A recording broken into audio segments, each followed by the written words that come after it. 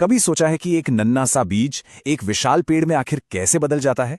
इसका जो राज है ना, वो पौधे के अपने कमांड सेंटर में छिपा है, यानी उसके हार्मोन्स में। तो आज हम पौधों के अंदर की इसी अनदेखी अदृश्य दुनिया को समझने वाले हैं। जरा सोचिए, दो किसान हैं, दोनों के पास एक ही बीज है, एक जैसी खाद है और मेहनत भी बराबर है। फिर भी एक के खेत में फसल लहलहा रही है और दूसरे की फसल में वो बात नहीं है। क्या ये सिर्फ किस्मत का खेल है? नहीं, बिल्कुल नहीं। ये विज्ञान है, और इस विज्ञान के दिल में जो चीज है वो है प्लांट हार्मोन्स। इसे समझने का एक बहुत ही आसान तरीका है। मान लीजिए कि पौधा एक घर है, तो खाद यानी फर्टिलाइजर उस घर की ईंट और सीमेंट है। ये पौधे का शरीर बनाते हैं, उसे कच्चा माल देते हैं। लेकिन हार्मोन्स, वो उस घर के इंजीनियर और आर्किटेक्ट हैं। वो तय करते हैं कि दीवार कहाँ बनेगी, दरवाजा कहाँ लगेगा और छत कब डाली जाएगी। सोचिए, बिना इंजीनियर के ईंट और सीमेंट का ढेर बस एक ढेर ही रहेगा, घर कभी नहीं बनेगा। तो खाद अगर ताकत है, तो हार्मोन उस ताकत को सही दिशा देने वाला दिमाग है। तो चलिए इस जबरदस्त विज्ञान की दुनिया में और गहराई से उतरते हैं, देखते हैं कि आगे हम क्या क्या जानने वाले हैं। तो सबसे पहले बात करते हैं पौधे की अपनी सीक्रेट भाषा की, उसकी अंदरूनी कम्युनिकेशन सिस्टम की, जिसे वैज्ञानिक फाइटोहार्मोन्स कहते हैं। फाइटोहार्मोन्स असल में पौधे के अंदर खुद ब खुद बनने वाले केमिकल मैसेंजर्स हैं। मतलब ये पौधे के एक हिस्से में बनते हैं और वहां से चलकर दूसरे हिस्से को हुक्म लेते हैं, ये करो या वो मत करो। जैसे जड़ें पत्तियों को संदेश भेज रही हों, सुनो नीचे पानी की कमी हो गई है, थोड़ा पानी बचाकर इस्तेमाल करो।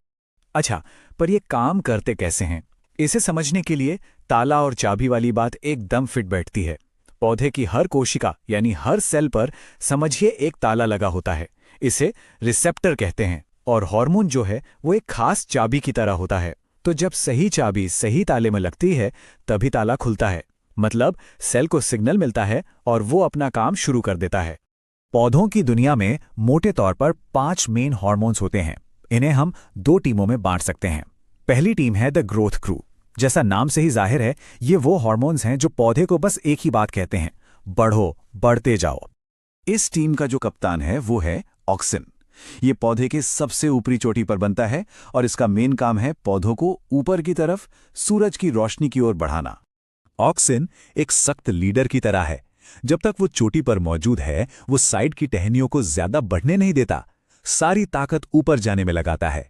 अगली बार जब आप किसी पौधे को घना बनाने के लिए उसकी चोटी को तोड़ें, तो याद रखिएगा कि आप असल में उसके ऑक्सिन को ही हटा रहे हैं। और हाँ, इसका इस्तेमाल खीरा और मिर्च जैसी फसलों में फूल फल बढ़ाने के लिए भी होता है। ग्रोथ क्रू का दूसरा मेंबर है जिब्रेलिन या GA3। इसे हम द स्ट्रेचर भी कह सकते हैं। क्यों? क्योंकि इसका मुख्य काम है कोशिकाओं को यानी सेल्स को खींचकर लंबा करना। इसका इस्तेमाल किसान गन्ने की पोरियों की लंबाई बढ़ाने के लिए करते हैं, अंगूर के गुच्छों को लंबा करने के लिए भी, ताकि अंगूर के दानों को बढ़ने की ज्यादा जगह मिले और वो बड़े हों। ये आलों के बीच की नींद तोड़कर उसे जल्दी उगने में भी मदद करता है। और तीसरा ग्रोथ हार्मोन है साइटोकाइनिन। इसका काम है मल्टीप्लाई करना, यानी कोशिकाओं की संख्या बढ़ाना। 1 से 2, 2 से 4, 4 से 8। ये पौधे का एंटी एजिंग हार्मोन भी है। ये पत्तियों को पीला पड़ने से रोकता है, जिससे पौधा ज्यादा समय तक हरा भरा और जवान दिखता है। तो ये तो थे वो हार्मोन्स जो पौधे को कहते हैं चलो बढ़ो। लेकिन सोचिए, अगर किसी गाड़ी में सिर्फ एक्सेलरेटर हो, ब्रेक ना हो, तो क्या होगा? इसीलिए अब बात करते हैं दूसरी टीम की, द कंट्रोल क्रू की। इस टीम में सबसे पहले आता है एथिलीन। ये बाकियों से बहुत अलग है क्योंकि ये एक गैस है। यही वजह है कि जब हम एक पके केले को कच्चे फलों के पास रखते हैं, तो वो भी पक जाते हैं, क्योंकि वो पका हुआ केला लगातार एथिलीन गैस छोड़ रहा होता है। कंट्रोल क्रू का दूसरा मेंबर है एब्सिसिक एसिड या ABA। ये पौधे का असली बॉडीगार्ड है।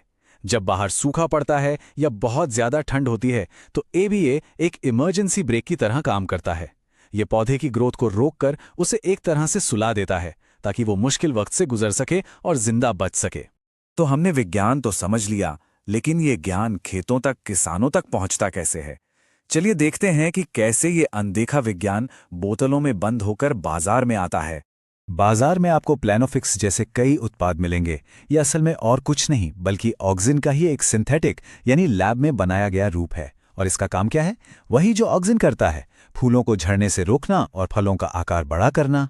तो एक तरफ है प्लानोफिक्स, जो एक स्पेशलिस्ट डॉक्टर की तरह है, बस एक ही हार्मोन पर फोकस करता है। और दूसरी तरफ हैं सागरिका जैसे उत्पाद, जो समुद्री शैवाल यानी सीवीड से बनते हैं। ये एक पूरी टीम की तरह है, जिसमें ऑक्सिन, साइटोकाइनिन, जिब्रेलिन जैसे कई हार्मोन्स और पोषक तत्व एक साथ प्राकृतिक रूप में मौजूद होते हैं। लेकिन इन शक्तिशाली केमिकल्स का इस्तेमाल करते समय बेहद सावधानी की जरूरत होती है, क्योंकि ये एक दो-धारी तलवार की तरह हैं। ये बात हमेशा याद रखनी चाहिए, हार्मोन का इस्तेमाल करते वक्त सही मात्रा अमृत है और गलत मात्रा जहर। यह आपकी पैदावार को 2 गुना भी कर सकता है और आपकी पूरी की पूरी फसल को बर्बाद भी कर सकता है। इसका सबसे बड़ा उदाहरण फलों को पकाने के तरीकों में देखने को मिलता है। कैल्शियम कार्बाइड, जिसे आम भाषा में मसाला कहते हैं, वो एक बैन किया हुआ और बहुत ही खतरनाक केमिकल है। वहीं दूसरी तरफ एथिलीन गैस का नियंत्रित तरीके से इस्तेमाल फलों को पकाने का एक स्वीकृत और सुरक्षित तरीका है। और यहीं पर FSSAI जैसी सरकारी संस्थाओं का रोल बहुत जरूरी हो जाता है। वे इस बात को पक्का करते हैं कि हमारी थाली तक पहुंचने वाले फल और सब्जियां कैल्शियम कार्बाइड जैसे जहरीले केमिकल से ना पकाए जाएं। तो चलिए फटाफट सब कुछ समेट लेते हैं। ये हैं पौधे के 5 कमांडर: ऑक्सिन यानी leader, gibberellin the stretcher, cytokinin the multiplier, ethylene the ripener और ABA द स्ट्रेस मैनेजर। आज विज्ञान ने हमें पौधों के जीवन को चलाने की, उसे दिशा देने की ताकत दे दी है, लेकिन इस ताकत के साथ एक बहुत बड़ी जिम्मेदारी भी आती है। सवाल यह है कि हम अपनी पैदावार बढ़ाने और अपनी सेहत की रक्षा करने के बीच सही संतुलन कैसे बनाएंगे। ये एक सोचने वाली बात है।